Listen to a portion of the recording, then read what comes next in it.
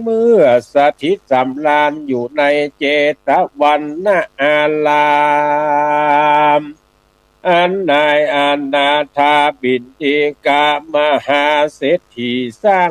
เป็นตานวันนั้นพระก็ปาลบซึ่งเจ้าภิกขุตนเดิง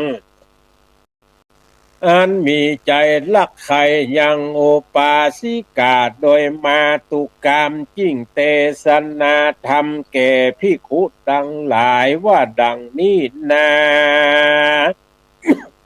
อติเตกาเลกิละภิกขเว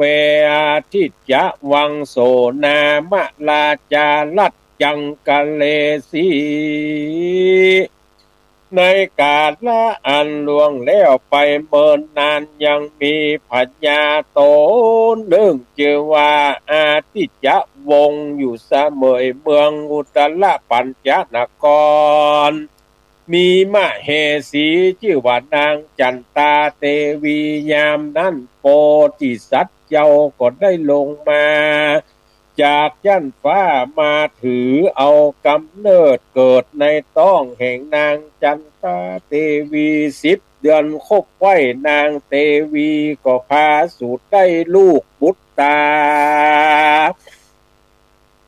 ในเมื่อโพธิสัตว์เจ้าเกิดออกจากท้องแม่วันนั้นอันว่าขุมคำก็บังเกิดมามีตั้ง4 ขุมพร้อมกันเหตุนั้นพ่อแม่ตั้ง2จิ้งใส่จือว่าสุทันนะกุมารก็มีหั่นแลนาตะโตปัฏฐานะแรกแต่นั่นไปนาเจ้าสุทันนะกุมารก็จำเริญใหญ่การขึ้นใบเนี่ยอายุได้16 ปีขวบเขาเจ้าก็เรียน10 ภาษาจะได้สาตละศิลป์จบแจงกุลกองตั้งมวลปัญญาอาทิจลาโตนเป็นปอจริงอยู่เสวยเมืองเป็นปัญญาแตนป้อก็มีวันนั้นแลกิละดังจากรู้มานี่ยังมีแถมเมืองหนึ่งที่ว่าเมืองอุตระมีสระหนองน้ำอันใหญ่อันหนึ่งอันพญานาคโตนคือว่าจุมปูจิตตาหากอยู่รักษาทัดนั่นยังมีแถมเมืองหนึ่งชื่อว่ามหาปัญจละเป็นเมืองแห่งแล้งฝนก็บ่ตกต้องจอบตามฤดูเจ้าเมืองก็กั้นอยากกิ้งปลากันหนีไปอาศัยอยู่ในเมืองอุตระมีมากนักแลพญาปัญจลนคร ก็รู้เหตุทัดทองจิ้งมีใจป้องไข่ขายังพญานาคโตนชื่อว่าจุมปูจิตตาก็จิ้งฮือพรามผู้จบเปตอันดีเข้าไปสู่เมืองอุตระกันพรามผู้นั่นไปรอดแล้วก็ไปยั่งจอดยังสละน้องใหญ่อันเป็นที่อยู่นาโตนชื่อว่าจุมปูจิตตาพรามก็มาสวัสดียายมนยำมันมีฤทธิ์อันร้อนจักข่มยังพญานาคคือเสียงฤทธีดังอันแล้วก็หนีไปก็มีแลส่วนพญานาคโตนนั่นก็ออกมาจากสระหนองหลวงก็มาเนรมิตเป็นคนแล้วก็นั่งเฝ้าที่สระหลวงหันก็มีแลในกาลยามนั้นยังมีพรานผู้หนึ่งก็จะเดินไปแต่เมืองอุตระเพื่อแสวงหายังเนื้อในป่ามันก็เอวล่ามาหันใส่ยังพญา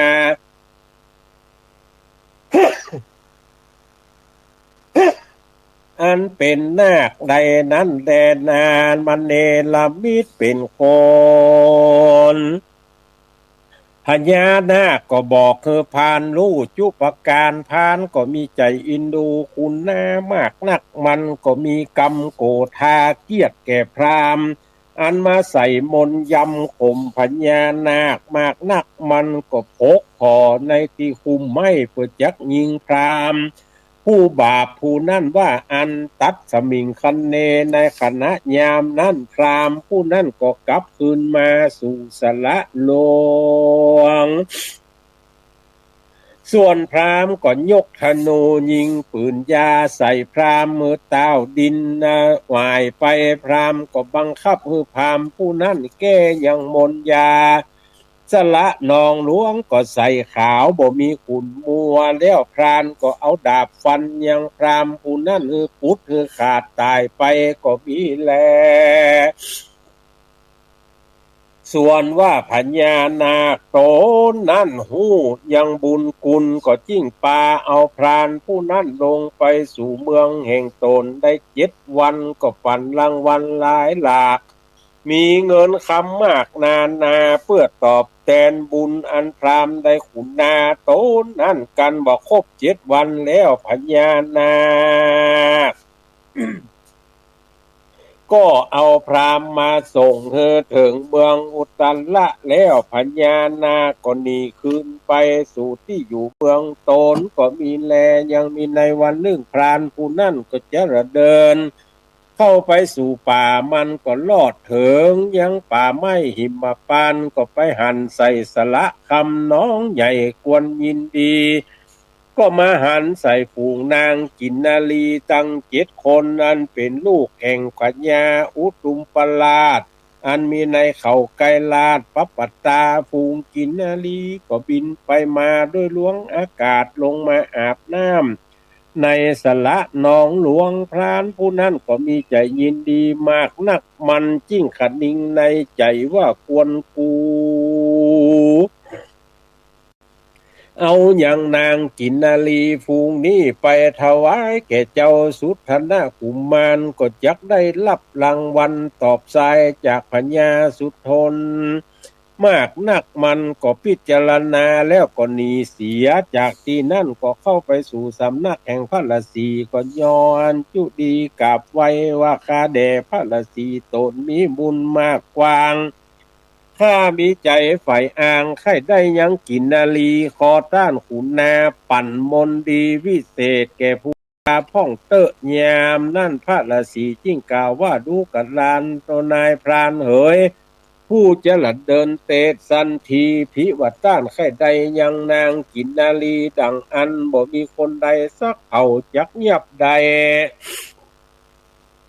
เว้นเสียแต่เต้ามีนากับบวงบาทสิ่งเดียวก็จักเงียบเอาได้เจริญนาผ่านได้ยินพระฤาษีกล่าวเต่านั่นแล้วมันก็รีบหนีไปสู่พญานาคจุมปูจิตะแล้วก็ขอเอายังนาคกับบวงบาท พญานาคก็มอบปันให้โดยง่ายเพราะเหตุว่าพรานผู้นี้มีกุลแก่ตนเป็นอันมากนักยิ่งบ่ลืมบุญกุลแล้วก็บอก10 ประกุลแก่พรานจุปการก็ส่งให้พรานมาสู่มนุษย์เมืองคนพรานก็รวดหนีหนเข้าไปสู่สละนองโดยเร็วบ่จ้านั่งอยู่ทาพกกอยยามนั่นนางกินนาลีตั้ง7ก็บินมาจากเขาไกลลาดลงมาสู่หอคำอันเป็นสละหลวงแล้วก็ป้ากันลงเลนอาบน้ำจำละคัดสีไข่ยามนั่นพรามก็สัตว์ยังนากับบวงบาทไปซุบเอานิ้วแห่งดังมัดโดลาผู้เป็นนอกลาส่วนกินนาลีผู้พี่ตั้งหลายตั้ง6 คนก็ปากันสะดุ้งตกใจปากันบินหนีไปสู่เขาไกลลาดบอกแก่พญาโตนป้อว่านางบัดโนลามีภัยญาอันใหญ่มาถูกต้องเหตุว่ามนุษย์เอาหน้ากับบวงบาทยับเอาไปยามนั่นพ่อแม่พญาตั้ง2ก็ทะลงตุกโศกเซนโศกาอะไรนางมโนลาลูกลักแห่งตนก็มีวันนั้นแลส่วนวันนายพรานป่ากันวันยับนางมโนลาได้แล้วก็มีใจผ่องแผ้วยินดีปันดังนางมโนลาก็สะดุ้งตกใจกลัวหัวอกปั่นไปมานางก็ร้องล่ำให้โศกคอนเทิงโตนมีน้ำตานองอาบนานางก็ไปตามพรานป่าลัด ดงกว่าโดยตีนก็ไปลอดเมืองอุตรยามนั่นพญาสุทนะโพธิสัตว์เจ้าก็ได้เล็งหันพรานนำเอายังนางมโนลากว่าเตียวมาจิ้งเสนาไปนำเอาพรานป่ากับนางโนลามโนลามายามนั่นพรานป่าจิ้งเอานางมโนลามาถวายแก่พญาเจ้าสุทนะก็มีแล พญาได้หันนางมโนลาแล้วก็หากยินดีจิ้งตกแต่งเข้าของเงินคำมอบฮับปันเป็นรางวัลแก่พานป่าเป็นอันมากนักหนาแล้วก็นำเอานางมโนลาไปสู่ภาศาสก็ลวดอภิเษกคือเป็นนางเตวียศสลาภาพจุมปูก็เพราะกรรมเวรแต่ชาติแล้วจึงได้มาอยู่ร่วมคางเจ้าสุทันโนหรือว่าสุทธนโพธิสัตว์ก็มีแลในเมื่อเจ้าสุตนะกุมารได้นางมโนลามาเป็นเตวีแล้วดังอันก็มีพามนะเพศเท่าปุโรหิตามันก็ปองเวรกับโดยโพธิสัตว์เจ้า ในกาลยามนั้นมีคาศึกสัตลูมากวนฟีเมืองพญาอาทิจลาดตนป้อก็จักหามตับออกสู้สงครามพามปุโรหิตก็จิ้งไว้กล่าวห้ามมาขอให้พญาเจ้าจุ้งอยู่สันดีเหตุพญาถึงไว้ยะแกนเกเท่ากวนให้เจ้าสุตนะกุมารออกไปผาบสัตลูว่าอันเตอ ก็คือเจ้าสุทน ยกเอาหลีปนโยธาออกไปจากเวียงรัตติญาในลอยตีคืนหนึ่งพญาอาทิจวงศาโตนนั่นนาจิงเข้าไปถามนางจันตาเตวีตนแม่เจ้าก็รู้แจ้งทีนั่นว่าพ่อแห่งตนจักไปลบมาโหนแต่ปลายนอกอยู่มาบอกเมินบ่นานเจ้าอันเป็นนางมโนลาก็หนีไปเสียดังอันเจ้าก็เข้าไปถามนางจันตาเตวีตนแม่เจ้ารู้แจ้งทีอันนางมโนลาหนีไปเจ้าก็อาลัยลักนางบ่แล้วจิ้งถือเอาดาบดำแก้วสลีกันใจกับตังธนูใสเล่มกราเข้าสู่ไม่ดงนาก็ผ่านป่าบทจ้าก็เอากันไปลอดสำนักแห่งพระฤาษีก็รู้โดยตามในเนี่ยนางมโนลาหากสั่งไว้ทุกประการเจ้าสุตนะกุมารก็สั่งอำลาพระฤาษีและได้รับผ้าสบายและแหวนธรรมลงของฝากก็จะเดินเข้าไปสู่ป่าไม้ดงควางมีลิงวอกนำต่างไปก่อนนาลายคืนวันบ่อนน้อยก็ไปลอดห้องเมืองอุตุมปละเขตห้องอันเป็นที่ต้องที่อยู่แห่งนางมโนยามนั่นนางมโนลาหันเจ้าสุทนะมาลอดเลี้ยวดังอันนางก็มีใจผ่องเพียวยินดีจิ้งขึ้นไปบอกแก่พ่อแม่พญาอันเป็นพ่อแม่แห่งตนให้รู้ว่าเจ้าสุตนะกุมารมาลอดขอพ่อแม่เจ้าจุ้งขุนนายามนั่นพญาอุตุมปลาก็ยินดีมากนักก็จิ้งนางมโนลา ไปรับเอาเจ้าสุทนะกุมารขึ้นมาสู่ภาศาสเต้าไทยราชก็ต้านถ้อยไปมาพญาก็ใครรู้ยังเหตุว่าลูกเขยผู้นี้วิเศษปานใดจริงบอกให้เสนาเอาต้นตาลมายายกองก่อเอามาไม่เป็นมาต่อปลายบนแล้วเอาแผ่นเหล็กมากองก่อเอาแผ่นตองมาต่อกองเต็งแผ่นเงินจุสิ่งเอาเสาหินยิ่งมันยังยายเอาเขียนใส่ทรายมากองก่อเป็นขั้นใดเจ็ดจั่นจูเยืองแล้วเจ้าสุตนะกุมารแสดงฤทธิเก่งกาแม่นว่ามีเตจะฤทธิเต้ ก็หากจักใดเป็นเคยแก้วกับปิตามารดาแม่นว่ามีบ่มีเตจะแก่กากูจักเข็นฆ่าฮึดตายมรณาถไปยามนั่นเจ้าสุตนะกุมารก็ยกธนูยิงไปถูกวัตถุต่างหลายเฮือแตกฟุ้งกระจายเป็นขจวนไปในบัดเดียวส่วนลูกธนูเล่มนั้นก็พดไปถึงมามุดกงกาพับไปถึงขอบฟ้าจักรวาลแล้วก็บันดาลกลับคืนมาสู่เจ้าสัพเพจนายามนั้นเจ้าเมืองตั้งหลายหันหลายหลากยิ่งปากันสาธุการส่วนเทวดาตั้งหลายก็ฮือสาธุการเป็นอันมากยามนั้นพญาอุตุมปละก็ฮือยังนางมโนลาและนางนาจดมตั้งหลายเข้าไปอยู่ในผ้ากั้งแล้วก็ฮือยืนมือออกมาแล้วก็ฮือจอสุตนะกุมารเข้าไปจับเอาว่าแขนผู้ใดแม่นนางมโนลาอัญจาสุตนะกุมารก็หันมือมากหลวงหลายพ่อมือก็ยินข่าวจุกูจักคือกูรู้ว่ามือใดเป็นนางมโนลานั้นจายามนั้นพญาอินตารู้เหตุก็มาในละมิดเป็ดเป็นแมงวันดำมาจับยังแขนนางมโนลาเพื่อให้สัญญาแจงสอดให้เจ้าสุตนูกุมารได้รู้รอดยามนั่นเจ้าสุตนูสุทนากุมาร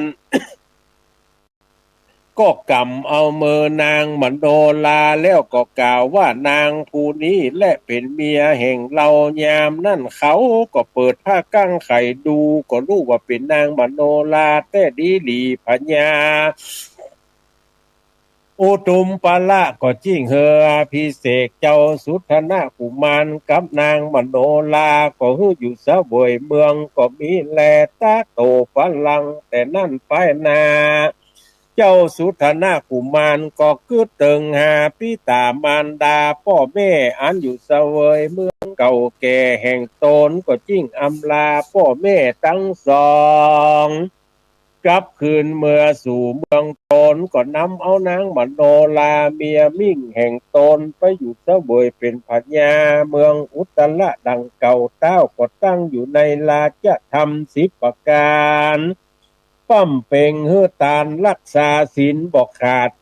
เจ้าเมืองราชบุรีเขาก็อยู่ดีสุขเป็นอันมากก็ย้อนบุญเจ้าสุตนะหากรักษากันดับขันธาเจ้าก็เอาตนไปเกิดบนห้องฟ้าเลิศตาว่าจริงสาสวรรค์กเตวโลกก็มีวันนั้นแหละนาศรัทธาอิมังธรรมเตสนังอาหาริตวาจาตกังสะโมทาเนสิพระพุทธเจ้าก็นำเอามายังธรรมเทศนาอันนี้แล้วก็จุ่มนุมมายังจาตกะว่าพิกเวดูกัลลาภิกขุตั้งหลายอันว่าพญาอติจะวงศาวันนั้นคือหากมาได้พญาสลีสุทโธอันนะนางจันตาเทวีมาหากมาได้นางสลีมหามายาเทวีได้กาละบัดนี้แลพญาอุตุมปละวันนั้นคือหากบันไดมหาสาลีบุตรเห็นเจ้าพระละสีอันอยู่ป่าเต้าหิมปานวันนั้นหากบันไดมหากัสสปะพานเนื้อวันนั้นมหากบันไดมหาอนันตนาพญาอินตามหากใดอนุรุทธะรามปุโรหิตาอันจ้างสนต่อวันนั้นคือหากบันไดเตวัตตัดนางมโนลาอันเป็นเมียแห่งเจ้าสุตนะกุมารวันนั้นคือหากบันไดนางยะโสธลาปิมปางามเง่อันเป็นแม่เจ้าลาหุลเถนในกาลปัตติแลสาปริสา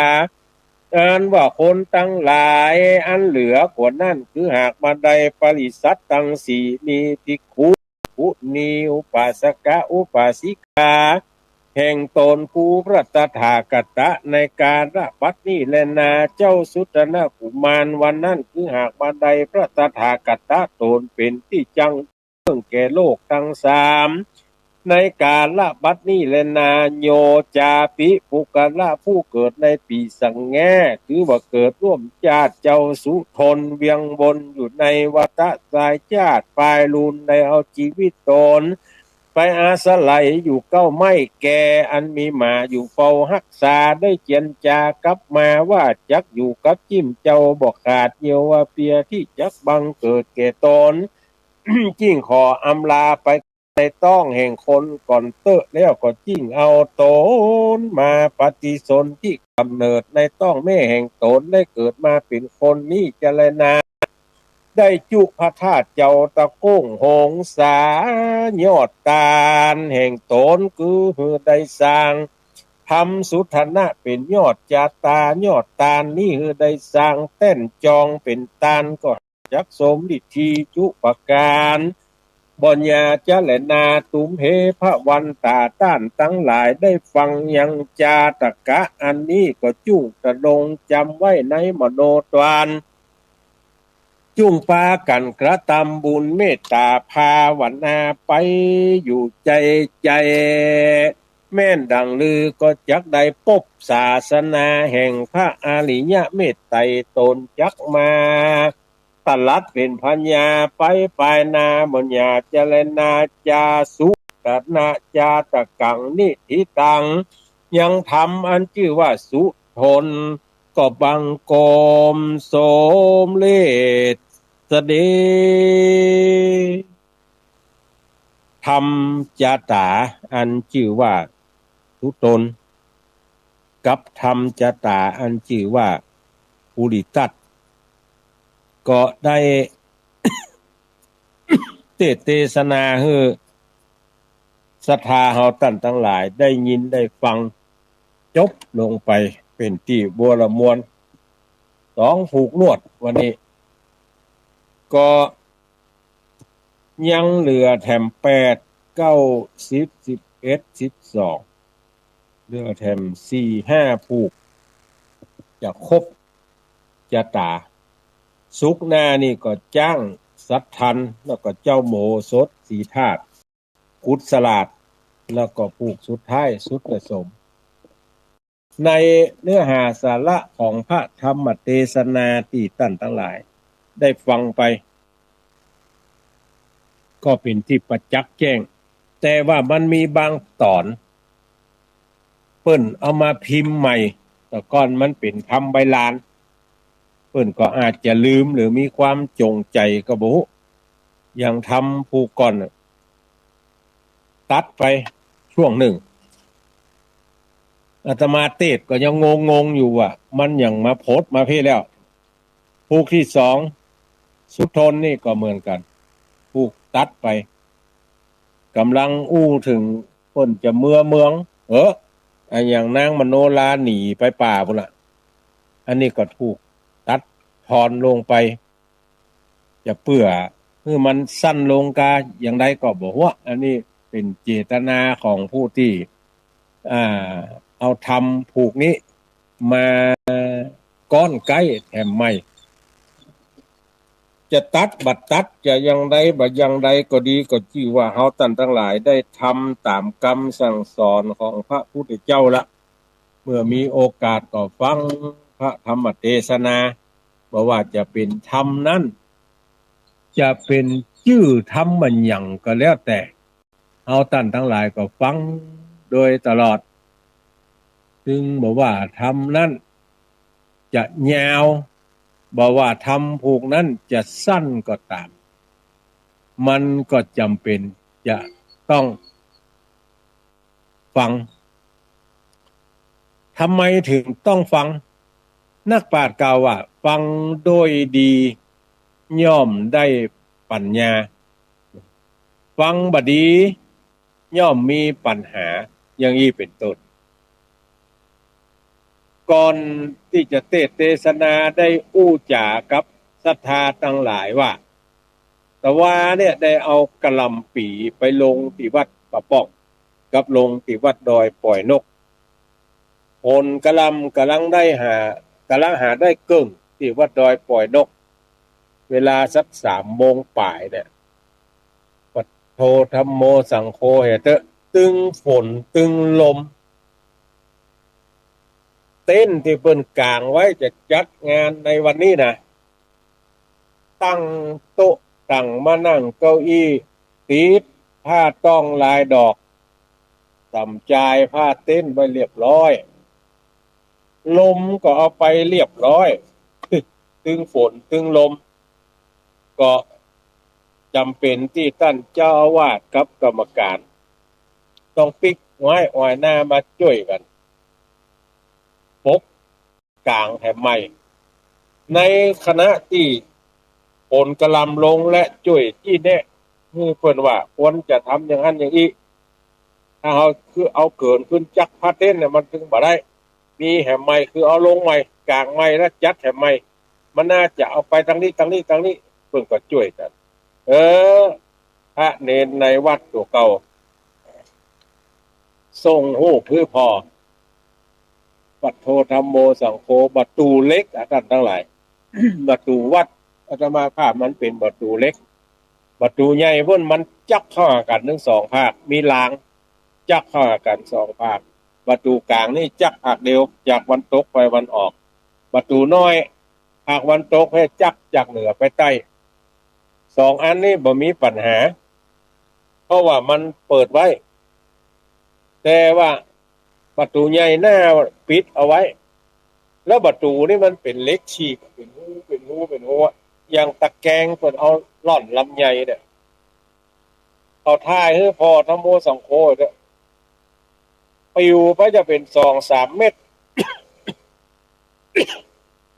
ประตูเล็กนะโดนลมนะปิวไปเป็น2-3 เม็ดมันบ่ได้ล็อกกุญแจอันกลางไว้มันก็โตเอาเล็กปิวไป2 เม็ดเขาก็หามขึ้นไปอิงกำแพงเอาไว้ปิกลูกวัดดอยปล่อยนกมาพอปัดโทธัมโมสังโฆเหตุตึงกิ่งไม้กิ่งสะปะฮักก็มีบาลินจีกำลังหาหน่วยหมอกเฮืองเนี่ยฮักลงมาก็มีต้นไม้ต้นตอกที่เหยื่อใบตองปัดโตธัมโมสังโฆเหี่ยเบอเต็มกลางขวงวัดมาพอหน้าโฮงซุ้มประตูที่เอาขึ้นตั้งเป็นซุ้มพระเจ้าคือพระเจ้าอยู่ตรงกลางคัดแตะสานกันอย่างดีบ่มีและปิวกิ่งไม้โจกก็หักซุ้มประตูก็ปิวหักไปคนตีคนต่างไปพอศาลาเก็บของปัทโทธัมโมสังโฆเถอะหากทางหน้าพี่มันเป็นกระเบื้องร้อนกู้หากทางปุ้นมันเป็นสังกะสีปรากฏว่ากระเบื้องหนีจากกาบจากก่อนลุหลังฟังเปไปเกิดความเสียหายนักพอควรวันนี้ก็จะฮือทางพระเนรเขาช่วยกันเก็บกระเบื้องเก็บอย่างออกแต่ประตูเนี่ยมันบรรลุใจได้อยู่ยกขึ้นตั้งอย่างเก่าใจได้แต่ซุ้มประตูซุ้มพระเจ้านี่บ่มีมันเป็นไม้แล้วแลดหมดจำเป็นต้องเอาใส่รถไปขว้างไปทิ้งแล้วก็คิดว่าถ้ามีโอกาสก็จะแปลงให้ใหม่แต่ว่าจะแปลงยังไงก็ยังบ่ฮู้เตื้อดีนะที่มันบ่หอบเอาซุ้มประตูวัดออกแถมเอากระเบื้องวิหารออกแถมยังวัดเปิ้นวัดต้านนี่นะโอ้ยุ่งละถ้าอย่างอันหลวงปู่ดอยบอกว่ามันซอกการมาเฮ้อก่อนงานน้ำพระธาตุถ้าอย่าแต้หลวงปู่โอ้ซอกเวียดซอกการมาเฮ้อเทวดาได้ขึ้นใจเมากลับไปแปลงเฮ้อเพิ่นอันนั้นนี่วัดตัวบ่พอเนี่ยอันนี้เก่านี่ก็เก่าอ่ะเพิ่นเพิ่นก็เลยอันนี้อ่ะทำเฮ้อจะได้แปลงแถมใหม่ทำเฮ้อจะได้แปลงแถมใหม่เพราะนั้นก็การแปลงใหม่ก็ดีการบูรณะซ่อมแซมอันเก่าก็ดีก็จะต้องใช้งบประมาณเหมือนกันถึงหมู่ถึงมวลก็เชิญชวนศรัทธาเฮาทั้งหลายร่วมบุญกันตามกำลังของท่านทั้งหลาย แต่ว่าวันเนี้ยเมื่อไงเอาปลากันไปที่วัดดอยปล่อยนกก่อนไปปูชายังพระเกี้ยวเจ้าทั้งสามประการไปส่งน้ำพระธาตุวัดดอยปล่อยนกในคณะที่อาตมาภาพออกอากาศเนี่ยแกวัดอาจารย์ตุเจ้าหลวง ก็ทำพิธีบวงสรวงเสื้อวัดเสื้อวาแล้วก็ปูจายังพระธาตุโดยขาตนียะโปนิยาอันควรวัดนี้เพิ่นแปลงวิหารเน้อท่านทั้งหลายท่านมหาทิติวุฒิยานาวีโลตุเจ้าหลวงเพิ่นแปลงวิหารแต่ว่านี่มีโอกาสได้ไปพอศาลา ทาสีพระเจ้าแปลงแต่นแก้วเรียบร้อยแล้วก็ทาสีพระเจ้าวันนี้เจ้าภาพแต่นแก้วก็ดีเจ้าภาพพระบูรณะพระเจ้าก็ดีเจอเนอขึ้นไปไหว้ไปสาพระเจ้าขเบ็ดหน้าเพิ่นก็อาจจะแป๊ดไปน้อยเพราะว่าทำสีแถมใหม่แถมงานหนึ่งก็วัดป่าป้องชยาลังกาป่าป้องก็เชิญชวนเฮาท่านทั้งหลายไปร่วมบุญด้วยกันเพิ่นจัดงานประเพณีส่งน้ำพระธาตุแล้วก็จะลวดเลยสืบโหราจตาท่านเจ้าคุณบ้านเฮาห้องกันเจ้าคุณบุญของเจ้าคุณเกียงของตามแต่จะฮู้จักกันเพราะบ้านเกิดเพิ่นอยู่ป่าป้องก็จะทำบุญในวันนี้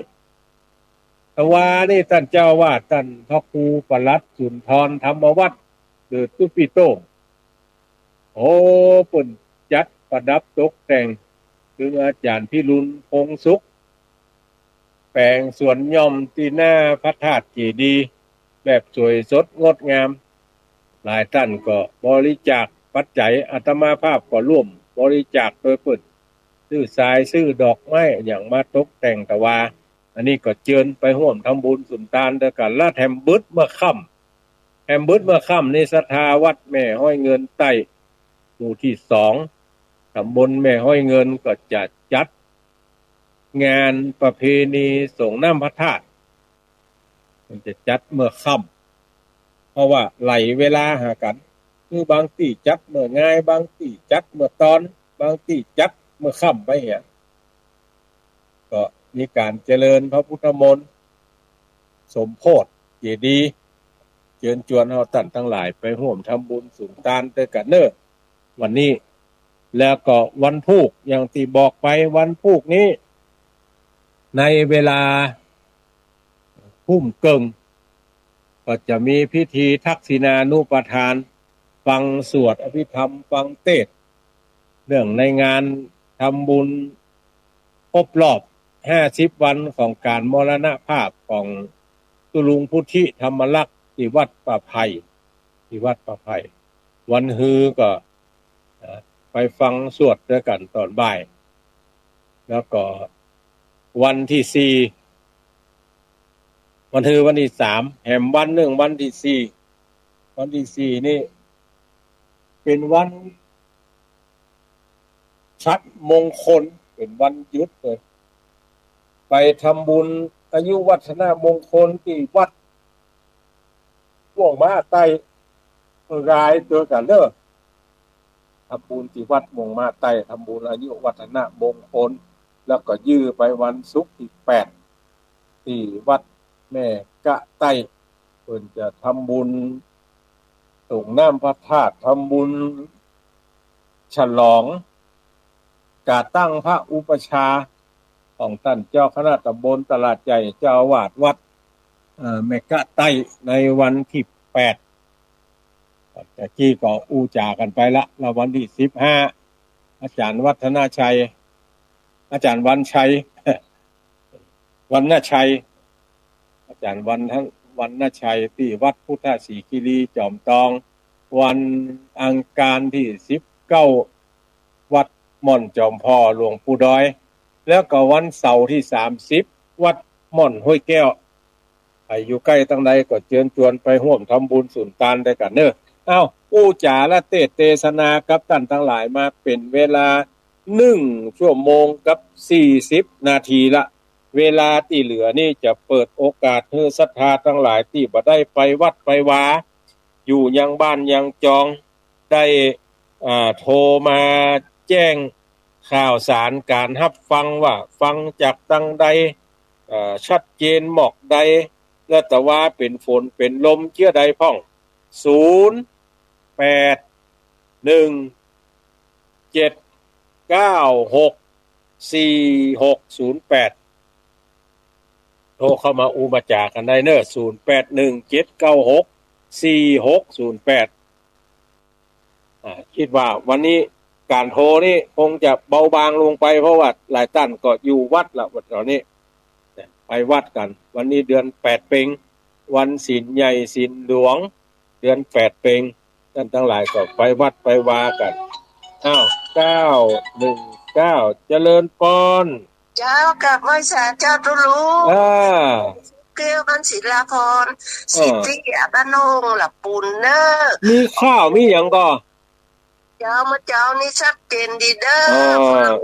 วันนี้เป็นวันพระวันศีลใหญ่ได้ฟังตามสองผูกเต็มไปเลยเจ้าโอ้โหแต่ว่าไปแจกบุญเอากระลำไปแจกวัดตัวจำโดนแถบถ้าอย่าบุญตาลกระลำวัดป่าไม้แดงกับโฟนโจ๊กขนาดเป็นลมแท้เจ้าอย่านุโมทนาบุญโดยยินดีเด้อยินดีเด้อเจ้ากลับไว้สาเด้อเจริญพรเจริญพรเจ้ายายพรว่าจังไดมาจากเมื่อ4 โมงฟังมาจากเมื่อ4 โมงอ่ะฝนตกก่อนหรอวะบอก2 โมง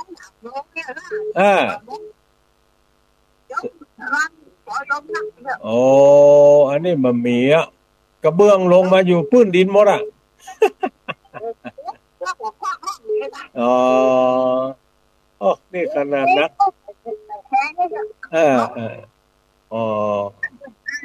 เอาชกมีข้างบ้านเนี่ยไอ้หวะเอาชกไปแต่ว่าแ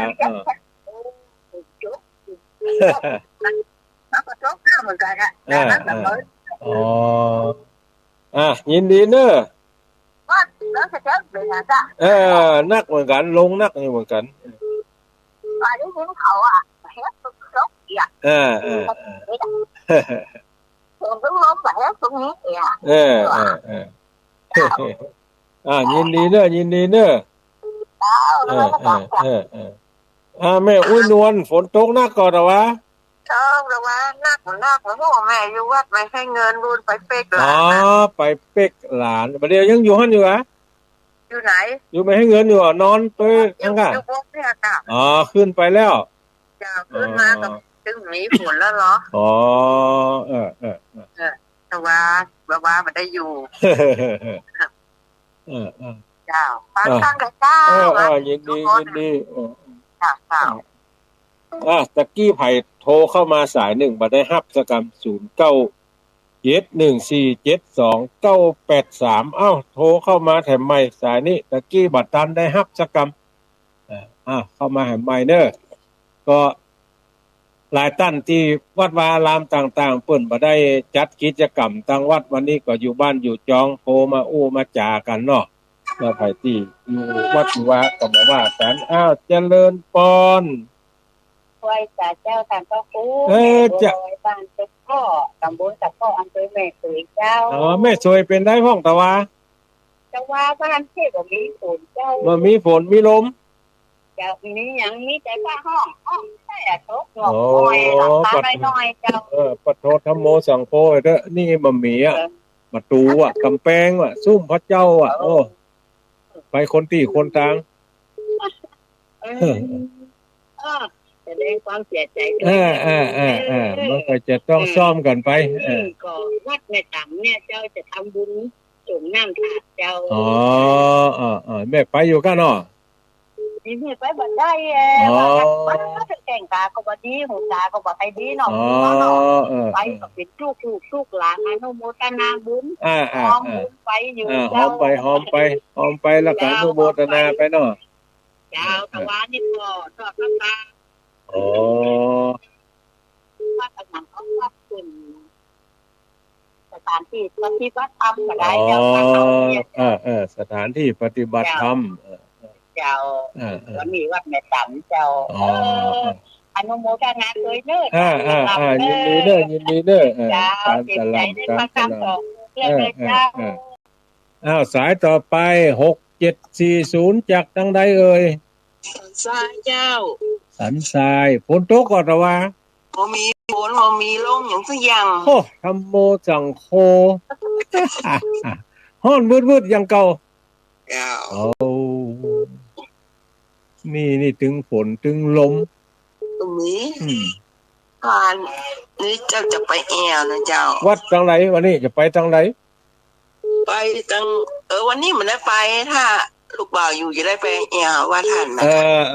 โทรหากันก่อนเนอะลำได้อยู่วัดออกไปหั่นไปนี่บ่อย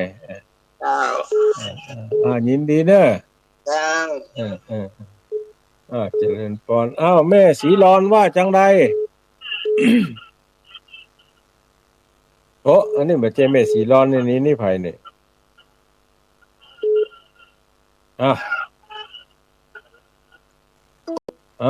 มันเป็นศูนย์สันอุ่นอันกันไปเห็นหมด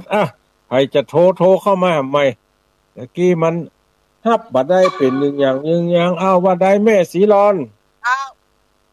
ว่าได้ถือว่าตื่นใจเด้อจะฟังเทศนะสองผูกรวดถ้าเป็นสติ๊กเกอร์ตำราโซ่เพราะถือว่าเรียนนะยินดีเด้อเจ้าขอโทษทุกคน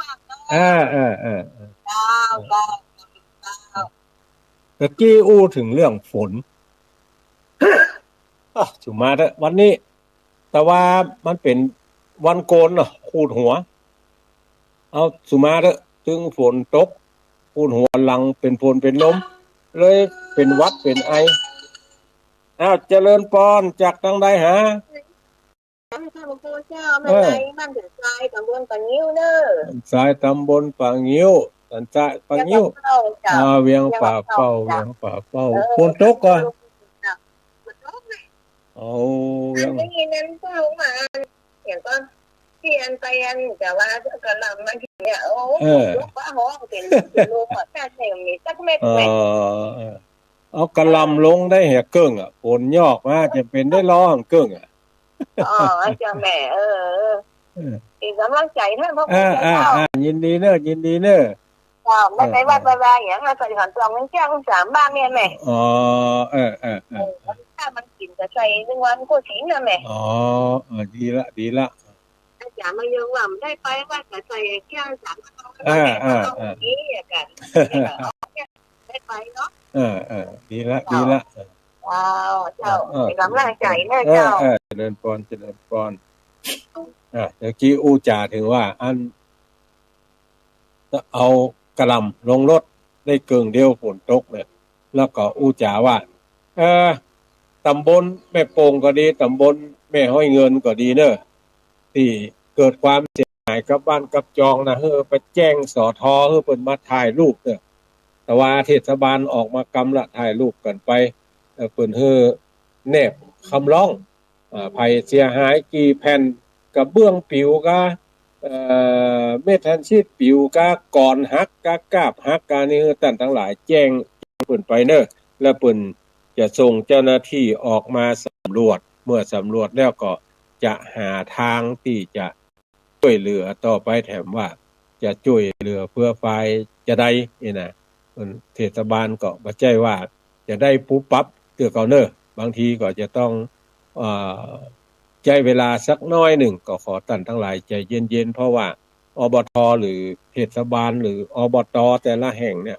ความพร้อมมันบ่เหมือนกันเนาะบางทีก็อาจจะได้โวยบางทีก็อาจจะได้จ้าหลายท่านก็เคยจ่ากับอาตมาว่าบัดที่หั่นยังบ่กอง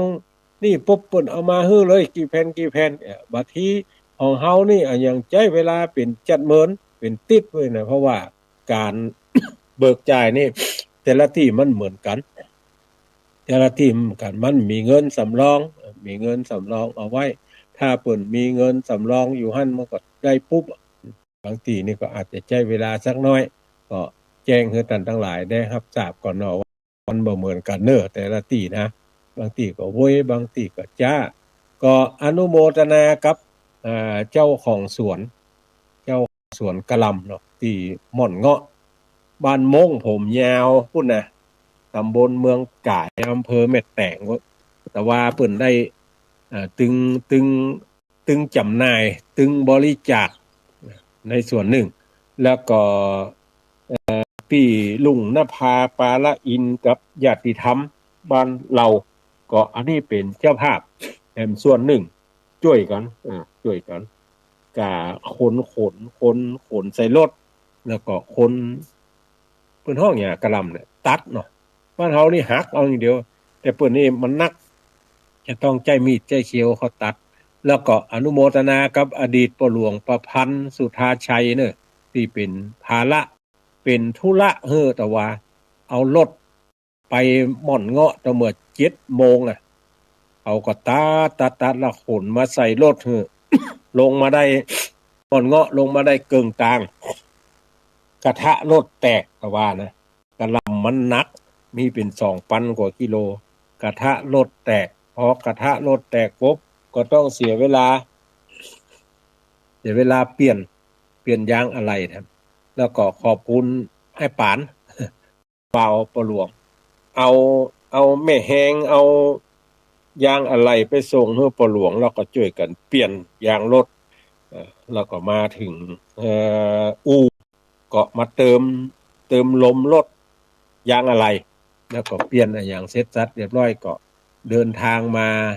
ที่วัดป่าป้องเอากระหล่ำลงกึ่งกันรถแล้วก็มาลงวัดดอยปล่อยนกแถมกึ่งกันรถก็วันนี้ไปทำบุญไปทำบุญถึง2 วัดเนี่ยก็จะได้รับเกียรติกระหล่ำเนอะส่วนจิ้นหมูก็ดี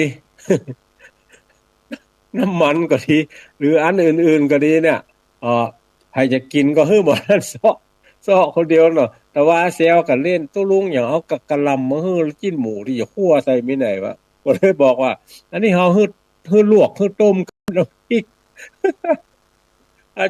าจจะคั่วนี่ซ้อจิ้นหมูคนเดียวเนี่ยใครหัวกันอดแต่ว่าใครไปก็จะได้รับแจกเนี่ยวันนี้เมื่อเจ้านี่ถ้าไปใส่บาตรถ้าเจ้าวาดเพิ่นแจกก็รับมาแต่อย่าไปแกงไปส่งวัด ผู้กันเล่นแต่ว่าเนี่ยเอาไปแกงยังบ้านยังจองเลี้ยงดูสู่ชูครอบครัวหน่อยเนาะห้ามแกงมาส่งที่นี่เลย ผู้กันเล่นแต่ว่าไอ้นั่นก็เชิญชวนเฮาท่านทั้งหลายเนี่ยไปร่วมทำบุญด้วยกันวันนี้ได้รับเมตตาธรรมจากผู้อำนวยการสถานีวิทยุจักยาว2 ชั่วโมงรวดก็เลยเป็นเหตุให้ท่านทั้งหลายได้ฟังธรรมเทศนาแบบพื้นเมืองทำนองคนไทยเพิ่นว่าทำนองร้อยแก้วของเฮาว่าทำเมืองการเทศทำเมืองนี่ก็จะใจถึงเสียงใจถึงลมหายใจใจถึงปฏิภาณว่าลมหายใจเฮาบ่เสียงบ่สุดแล้วจะต้องไปลงตัดใดนี่นะครูบาอาจารย์เพิ่นสอนไว้ให้ลงสระอาสระอีสระโอสระอูนี่เพิ่นบ่ล่ำลงสระอื่นบ่ล่ำลงอาอีอูโอพวกนี้ลงเพราะนั้นมันจะต้องถูกสอนในเรื่องการลง3 ตัวเร็ว7 ตัวเตียวลงวรรคลงตอนให้ได้ก็หาทุเจ้าน้อยโตนละที่จะได้วัฒนธรรมประเพณีสิ่งทั้งหลายเหล่านี้แต่ว่าบ่ใช่ว่าเปิ้นบ่สอนนะเปิ้นสอนวัดลอยเคาะนี่สอนกันเทศธรรมวัดลอยเคาะวัดอย่างก็วัดต้งมื่นน้อยเปิ้นก็เปิดสอนพระเนนเฮาหรือว่าผู้เจ้าหลวงวัดใดเนี่ยใครฮือพระเนนในวัดเนี่ยเตียวทำเป็นไปตามทำนองบ่ว่าจะเป็นเสียงใหญ่เสียงน้อยก็ฮือไป หัดไปเฮียนเอาเด้อ ส่งเขาไปฮัดไปเฮียนไปเตอเขาหรือไปเฮียนเตอเขาก็ได้เฮียนการเอื้อนเสียงเฮียนการขึ้นการลงมันจะได้อันอย่างแถมนักหนาป้าป้านเนาะถ้าเอาไปเฮียนเนี่ยถ้าไปเฮียนเนี่ยมันก็จะได้อย่างเก่านะกันว่ามันก็จะใส่เป็นกันว่าเหียอันว่าอันว่ามันแบบถูกในวรรณยุกต์หรือว่าถูกอักขระเปลี่ยนจนะตีมันควรจะว่าฟังแล้วมันบ่เข้าท่าถ้าว่าอู้บ่ถูกอย่างผู้จารบางคนน่ะในหนังสือเปิ้นเขียนตกไปแล้วทีนี้คนไปเฮียนก็ไปเฮียนแล้วก็ว่าเอาตามนั้นน่ะเพราะว่ามีทักษะในการได้มาจากครูบาอาจารย์อย่างมัวเมากวนเก่ากวนเก่านี่ในหนังสือสระเอหลายเล่มนะสระเอตกไปเลยเป็นมัวเมากวนกาผู้จารย์ใหม่ที่ไปเฮียนมาก็เลยเอาอย่างนั้นมัวเมากวนกาเลยฟังแล้วบ่ได้อรรถรสทุเจ้าจะไปบอกเนอะว่าก็ใช่ผู้จารย์วัดเขาเอาเต็มที่มันเถอะก็เลยเป็นที่มาบางคนก็โอ้ไปฟังเขาเวนน่ะมันน่าใจขึ้นก็มีบ่ถูกอักขระบ่ถูกพยัญชนะบ่ได้วรรคได้ตอนยงยงยงยงยงยงยงลงยงยงยงยงยงยงลงก็มีบางคนนี่ก็ไปโอ้นานได้กินเนี่ยมั้งนะโมตัสสะคนว่าโดยมันไปบ่ไหวเพราะว่าลมหายใจของคนเฮาเนี่ยมันหายใจสั้นหายใจยาวมันบ่จะเต้าเดียวกันนะเต้าเดียวกันเอาแค่หูดังเฮา2หูเด้อหายใจแห้งบ่เต้าเดียวนะอาตมาภาพประเด็นนี้ภาคทางขวาเนี่ยหายใจแห้งภาคทางซ้ายบ่พอแห้งหลายท่านก็บ่เคยได้ยินได้ฟังในเรื่องนี้หรอกอย่างเปิ้นนับลมหายใจเข้าออกนับลมหายใจเข้าออกเนี่ยนะหายใจเข้าพูดหายใจออกโทหายใจเข้าพูดหายใจออกโทเนี่ยเพิ่นบ่ใจเอาจิตไปจดจ่อถึง2หูนะเพิ่นเอาจิตไปจดจ่อหูดังหูเดียวหูที่หายใจออกแห้งๆเอามือซ่อนตักนั่งคดถวายสุมาเถอะหงายองค์ตีนลำงับฮับปากแล้วก็ดูลมหายใจของตัวเก่าเนี่ยอันนี้เฮาทำตามนี้แล้วเฮาจะได้อันอย่างแอบนักดังนั้นการฟังเทศน์ฟังธรรมก็ดีเนี่ยถ้าเฮาฟังก็คือฟังเอาจนสุดจนเสี่ยงพินิจพิจารณาก่อนจะไปฟังเอาไปขยายเตื้ออย่างที่เคยบอกเนี่ยเปิ้นพะเลิศหัวเขาบอกเลือดยิ้มเนี่ยหมอนั่นไปบอกว่าเลือดเบอแอมคนฟังพวกเขาเอาไปใส่รถวีวอไปหมดละยังได้หัวได้ก็บ่ได้หัวนะมันหลายปากหลายต่อหลายแตนไปดังนั้นคือฟังเอาแล้วก็พินิจพิจารณาโดยปัญญาของตัวเก่าเนี่ยอันไผไปว่าฟังด้วยดีย่อมได้ปัญญาเราก็ต้องฟังไปตามนั้นแล้วเราจะได้ปัญญาอันเกิดจากการฟังเกิดจากการพออันจากการปฏิบัติโดยเฉพาะการฟังสืบกันมาเนี่ยต้องใจปัญญาให้หนักที่สุดกรรมสั่งสอนอันเป็นธรรมะกรรมสั่งสอนที่เฮาท่านทั้งหลายได้ยินได้ฟังจากปากครูบาอาจารย์ตนเฒ่าตนแก่ตนหนุ่มตนกลับเนาะอย่างเนี้ยล้วนแล้วแต่ฟังมาทั้งสิ้นนะท่านทั้งหลายบ่มีการจดบันทึกไว้เหมือนสมัยบัดเดียวนะแล้วบ่มีการอัดเสียงไว้เหมือนสมัยบัดเดียวนะสมัยบัดเดียวนี้มันหูติบตาติบแต่ก่อนนี้เฮาได้ฟังก็ฟังธรรมก็การคนตั้งหลายปลายหน้าจักมีหูติบตาติบก็จักมีปลายหน้าหมื่นจะแลเนี่ยนะมันมาได้บัดเดียวเนี่ยหูติบตาติบท่านทั้งหลายหลวงพ่อวันนั้นไผพ่อวังวัดบรรพตสถิตเพิ่นถ่ายทอดสดหันหมดทุเจ้าตนได้ได้ไผเตียวไปเตียวมาไผนั่งอย่างใดพ้องหันหมดแล้วก็ฟังอย่างทั้งหลายฟังบัดนี้อันนี้ชื่อว่าหูติบเนี่ยฟัง8จังหวัดภาคเหนือชื่อว่าหูติบเอาละวันนี้ใจเวลาของทางสถานีมาครบถ้วนขบวนการ7 โมงละ ยังเผื่อไปแหม7 นาทีก่อนจะได้นำรายการนี้จากท่านทั้งหลายไปวันศุกร์หน้าก็มาปะกันแถมใหม่จัตตาโลธรรมาวัฏันติ อายุวันโนสุขัง